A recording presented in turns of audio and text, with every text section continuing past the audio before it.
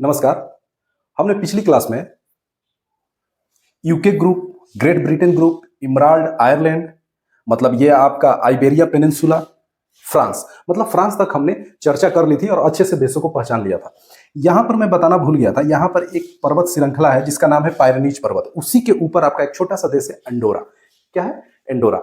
आज हम देखेंगे बेनेक्स। बेनेक्स देश, बेनेक्स ग्रुप। मैं फिर रिपीट कर रहा हूं, इधर एक बड़ा सा यूरोपियन यूनियन है और यूरोप एक कॉन्टिनेंट है, लेकिन उसके अलावा भी इधर दो तीन देशों का ऐसा, दो देशों का ऐसा अपना अपना एक छोटा छोटा समूह है, जिससे अक्सर क्वेश्चन आ जाते हैं कि बेनेक्स देश में कौन कौन देश आते हैं। तो अभी हम देखेंगे बेनेक्स। बेनेक्स में आता है सबसे पहले बेल्जियम, जिसको मैं हाईलाइट कर रहा हूं, बेल्जियम। इसी से बाउंड्री शेयर करता हुआ आपका आता है ये नीदरलैंड्स,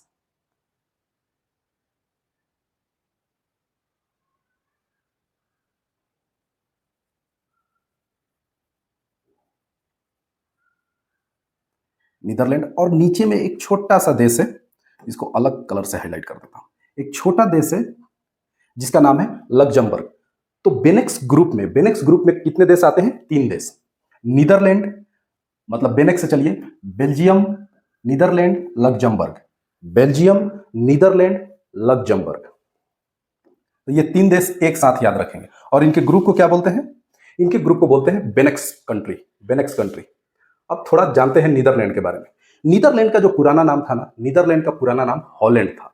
नीदरलैंड का पुराना नाम हॉलैंड था, हॉलैंड। इसने अपना नाम चेंज के क्या रख लिया? नीदरलैंड। और हॉलैंड में जो लोग रहते हैं ना, उनको हॉलैंडियन नहीं, डच बोलते हैं। क्या बोलते हैं? डच। जो हॉलैंड में लोग रहते हैं, जैसे हम भारत में रहते हैं तो हमको लोग भारतीय बोलेंगे या इंडियन बोलेंगे, उसी तरह जो नीदरलैंड में लोग रहते हैं उनको आज भी डच कहा जाता है, और हॉलैंड में भी थे तो उनको डच कहा जाता है। इसकी राजधानी एम्स्टर्डम है, एम्स्टर्डम। यहाँ पे एक सबसे, मतलब यूरोप का सबसे बिजिएस्ट पोर्ट है, उसका नाम है स्टारडम पोर्ट, स्टारडम पोर्ट। तो आप नीदरलैंड से क्या याद रखेंगे? इसका पुराना नाम जो था हॉलैंड था। यहाँ के लोगों को क्या कहते हैं? डच कहते हैं।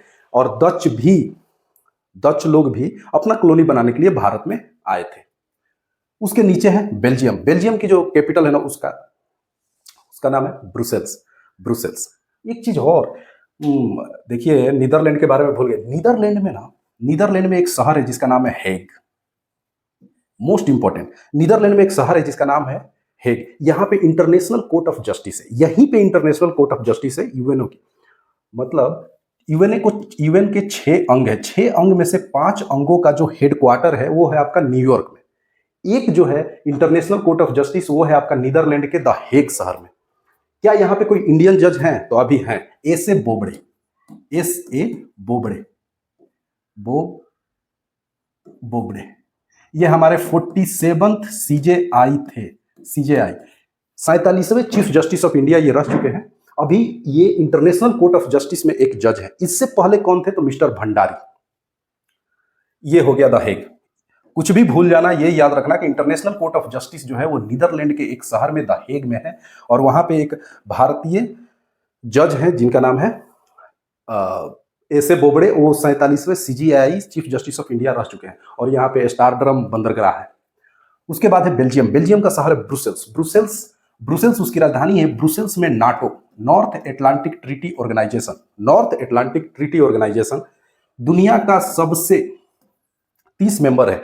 दुनिया का सबसे जबरदस्त डिफेंस संगठन इसको माना जाता है।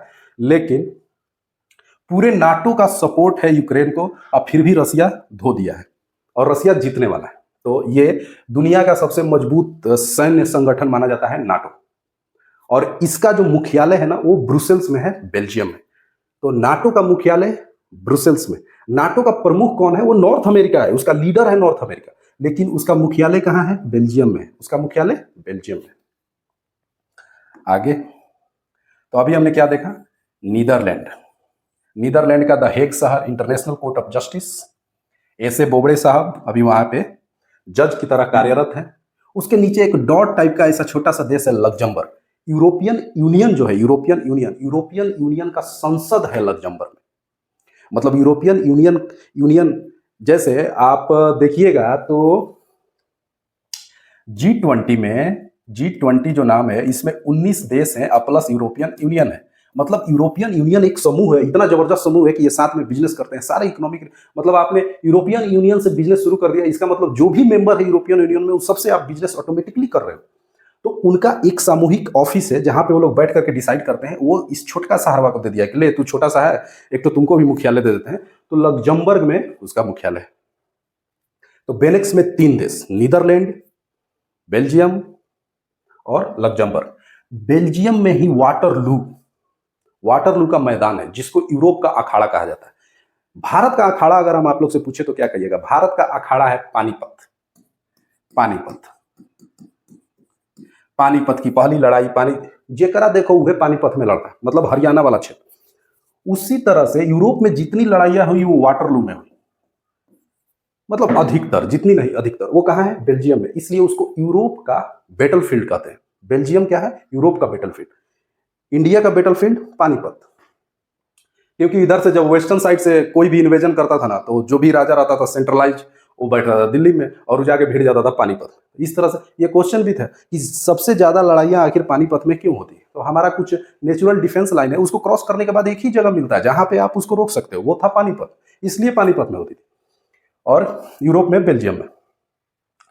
इसके बाद ये 2 बड़े बड़े देश हैं, पोलैंड और जर्मनी। इन दोनों को साथ में याद रखना। ये दोनों वर्ल्ड वार 2 वाले हैं। 1939 में 1939 में जर्मनी ने अटैक किया पोलैंड पे। अब क्या मैटर थे वो अलग बात है। जर्मनी ने जैसे ही अटैक किया पोलैंड पे, दूसरा विश्व युद्ध स्टार्ट। तो ये दोनों विश्व युद्ध कराने वाले हैं, जर्मनी पोलैंड। जर्मनी का जो बर्लिन की वॉल थी, मतलब दूसरा बार इसका रीऑर्गेनाइजेशन हुआ 1990 में। सोचिए, पहले 2 हिस्सा में बटा हुआ था, ऐसे 2 हिस्सा में बटा हुआ था बर्लिन की वॉल। तो बर्लिन की वॉल को 1990 में गिरा दिया गया। उसके बाद जर्मनी फिर यूनिफाइड हुआ, और यूनिफाइड होकर के फिर से इतना ग्रो कर गया। तो ये क्रिश्चियनिटी में ना 2 पंथ होते हैं, एक कैथोलिक और एक प्रोटेस्टेंट। तो यहाँ पे प्रोटेस्टेंट लोग ज्यादा रहते हैं जर्मनी में, और इसकी राजधानी है वार्सो, पोलैंड। यहाँ के लोगों को पोलिश बोलते हैं, पोलिश लोग। तो ये आपका जर्मनी पोलैंड। इनके नीचे इधर खत्म ही कर देते हैं। ये आपका बेलारूस भी रशियन फेडरेशन का ही एक देश था। यूक्रेन भी देश था। तो यूक्रेन सपोर्ट कर रहा है। अभी इन तीनों के बारे में बताने की जरूरत ही नहीं है, यही लोग चर्चा में है। नाटो, रसिया, बेलारूस, यूक्रेन, दोनों रशियन फेडरेशन से ही टूटे। एक ठोको रसिया और यूक्रेन में ऐसा लड़ाई हो रहा है, और ये बेलारूस जो है रसिया का हेल्प कर रहा है। रशियन आर्मी बेलारूस के साइड से भी अटैक कर रही है। तो ये बेलारूस की कहानी। बेलारूस को तो अभी सब जान गए होंगे, और यूक्रेन को तो बहुत अच्छे से जान गए होंगे। उसका तो 2-3 को शहर भी आप लोग जानते होंगे, डोनबास, बखमत, बताने की जरूरत नहीं है। तो न्यूज भी देखते रहिए और ऐसा समझिए इसको। स्विट्जरलैंड, इधर से देखते हैं। स्विट्जरलैंड कई फिल्मों में देखा होगा। स्विट्जरलैंड लोग ज्यादातर, मतलब पहले के जो फिल्में आती थी ना, उसमें हमेशा हीरो हीरोइन स्विट्जरलैंड में ही जाता था। यही है स्विट्जरलैंड। स्विट्जरलैंड की राजधानी है बर्न। स्विट्जरलैंड की राजधानी क्या है? बर्न। यहाँ पर ना ऐसा ब्लैक फॉरेस्ट और एल्प्स माउंटेन रेंज श्रृंखला है, एल्पस माउंटेन रेंज है, जिससे ना ये बहुत खूबसूरत हो गया। और खूबसूरत इंडस्ट्री भी है यहाँ पे। एक ही खराब इंडस्ट्री है, स्विस बैंक का नाम सुने होंगे। स्विस बैंक एक ऐसा बैंक है जिसमें आपको पैसे रखने के लिए पैसे देने पड़ते हैं। नहीं समझे? जैसे हम लोग नॉर्मल बैंक में पैसे रखते हैं तो वो हमको इंटरेस्ट देता है, लेकिन स्विस बैंक जो है ना, इसमें आप पैसा रखिएगा तो आपको अपना पैसा बचाने के लिए टैक्स देना पड़ेगा। तो लोग ब्लैक मनी यहाँ पे जमा करते हैं। यहीं की आपकी घड़ी का एक ब्रांड है रोलेक्स। यहीं की है आपकी मैगी, स्विट्जरलैंड की ही कंपनी है मैगी, नेस्ले कंपनी। तो ये स्विट्जरलैंड के नीचे है इटली, जिसके बारे में हम नेक्स्ट बैच में बात करेंगे। तो थैंक यू, जय हिंद।